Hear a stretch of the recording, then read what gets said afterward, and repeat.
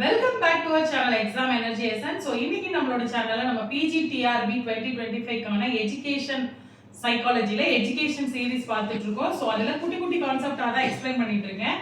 அதுல இன்னைக்கு நம்ம பார்க்க போறது ஆடி மாடல் இன்ஸ்ட்ரக்ஷனல் எஜுகேஷனல் டெக்னாலஜிங்கிற யூனிட் 10ல ஒரு டாபிக் வந்து இன்ஸ்ட்ரக்ஷனல் டிசைனிங்.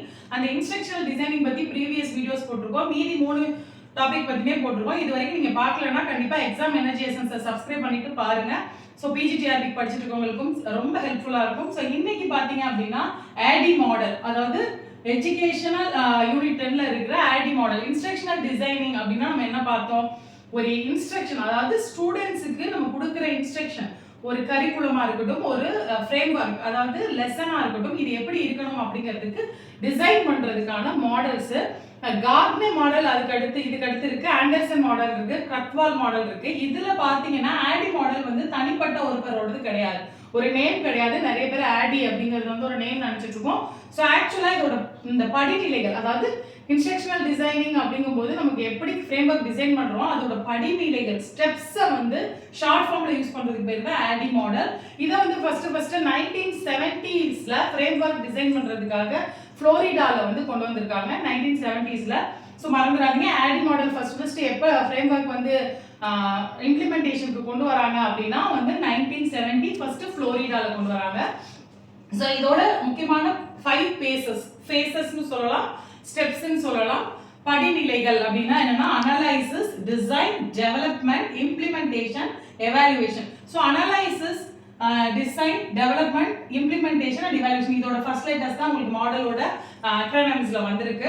ஆடி மாடல் அப்படின்னு சொல்றோம். இதுக்கு அடுத்து கார்ட்னே மாடல் 9 ஸ்டெப்ஸ்ல வரும். இது அடுத்த வீடியோல பார்க்கலாம்.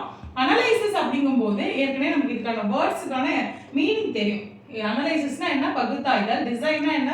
ஒரு டிசைன் ரெடி பண்றது. டெவலப்மெண்ட்னா என்ன? வளர்ச்சி. இம்ப்ளிமெண்டேஷன் அப்படின்னா என்ன? பயன்படுத்துதல், அதாவது புகுத்தி பயன்படுத்தி பார்த்தல். அதுக்கப்புறம் எவாலுவேஷனா மதிப்பீடு செய்யுது. இது என்ன? இந்த நம்மளோட மாடல்ல என்ன பாயிண்ட்ல வருது அப்படின்னா அனலைசிஸ் அதே தான், பகுத்தாய்தல். நம்ம என்ன மாதிரியான அப்ஜெக்டிவ்ஸ் கொடுக்கலாம், அதுக்கு என்ன மாதிரியான அவுட்கம் வரும், நீட் என்ன, யாருக்கு கொடுக்குறோம், அந்த பியர் குரூப், அந்த ஏஜ் குரூப்போட நீட் என்ன. ஃபார் எக்ஸாம்பிள் இது எஜுகேஷன் கார்ப்பரேட் கம்பெனிஸ் வரைக்கும் யூஸ் பண்றாங்க.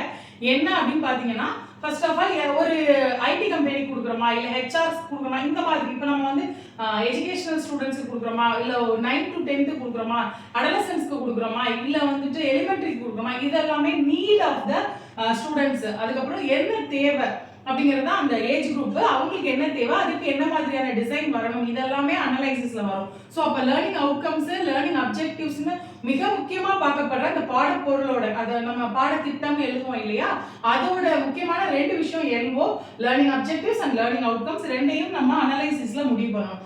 அதுக்கப்புறம் டிசைன் எப்படி இருக்கணும் அப்படின்னா, அந்த அனலைசிஸ்ல கொடுத்துருக்க லேர்னிங் அப்ஜெக்டிவ்ஸையும் லேர்னிங் அவுட்கமையும் ஸ்டூடெண்ட்ஸ் கிட்ட இருந்து கொண்டு வரதுக்கான விஷயங்கள் என்னென்ன வேணும். போன வீடியோல சொல்லியிருப்பேன், இன்ஸ்ட்ரக்ஷனல் டிசைனிங் நமக்கு என்ன மெத்தட், நிறைய மெத்தட் இருக்கு.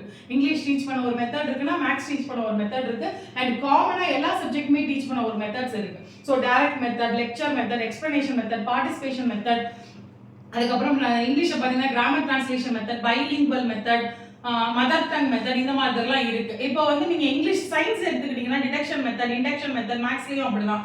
சோஷியல் சயின்ஸ் எடுத்துக்கிட்டீங்கன்னா டைம் லைன், அதுக்கப்புறம் வந்துட்டு ஸ்டோரி டெல்லிங் மெத்தட், இந்த மாதிரிலாம் இருக்கு. இதுல எந்த மெத்தடை எந்தெந்த படிநிலைகள்ல யூஸ் பண்ண போறோம், எந்த இடத்துல யூஸ் பண்ண போறோம் அப்படிங்கறத நம்ம டிசைன் பண்றது. அதுக்கப்புறம் டெவலப்மெண்ட். ஸோ அதை டிசைன் பண்ணிட்டோம், அது இன்னும் என்ன மேம்படுத்துறது, இந்த இடத்துல என்னென்ன ஆக்டிவிட்டி, ஸ்டூடெண்ட் ஆக்டிவிட்டி இது இருக்கலாம், டீச்சர்ஸ் ஆக்டிவிட்டி இதெல்லாம் இருக்கலாம், அதுக்கப்புறம் 2 பேரும் சேர்ந்து செய்யற டீச்சிங் லேர்னிங் ஆக்டிவிட்டிஸ் இதெல்லாம் இருக்கலாம். இந்த மாதிரினா அனலைசிஸ், டிசைனுக்கு அப்புறம் அது இன்னும் எப்படி எல்லாம் டெவலப் பண்ணலாம் அப்படிங்கிறது அதுல வந்துடும். ஸோ இம்ப்ளிமெண்டேஷன் அப்படிங்கும்போது ஃபர்ஸ்ட் வாட்டி அதை வந்து நம்ம என்ன பண்ணி பார்க்குறோம், ஒரு பியர் குரூப், ஒரு ஸ்டாண்டர்டுக்கு நம்ம கிட்ட இருக்கிற ஒரு ஸ்டூடெண்ட்க்கு அதை இம்ப்ளிமெண்ட் பண்ணி டெஸ்ட் பண்ணி பார்க்குறோம்.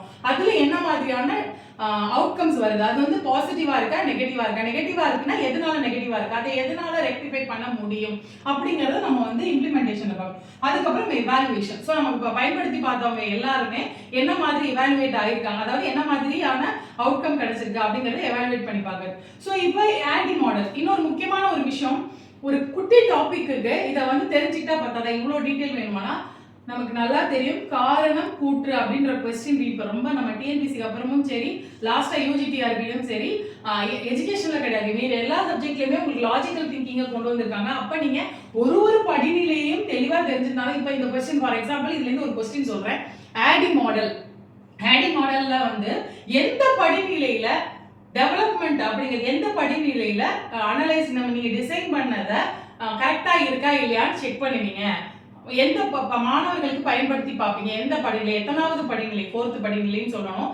என்ன படிநிலை நேம்னு சொன்னா இம்ப்ளிமெண்டேஷன் சொல்லணும். இம்ப்ளிமெண்டேஷனே நிறைய வார்த்தைகளை கொடுத்துருப்பாங்க. நமக்கு ஆடி மாடல்னு கேட்டுட்டாங்கன்னா இந்த மீனிங் மாறாம இந்த அதாவது மீனிங் சேமா இருக்கும் பட் வார்த்தை நேரா இருந்தாலும் நம்ம ஐங்கிறத கொடுக்கணும்.